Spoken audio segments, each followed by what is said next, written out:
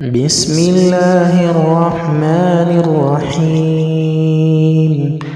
اللهم إني أستخيرك وأستقدرك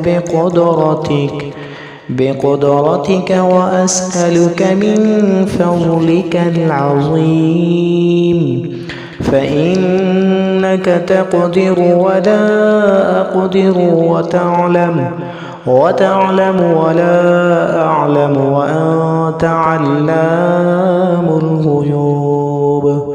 اللهم إن كنت تعلم أن هذا الأمر خير لي في ديني ومعاشي وعاقبة أمري وعاجل أمري وآجله، فاقدره لي ويسره لي ثم بارك لي فيه.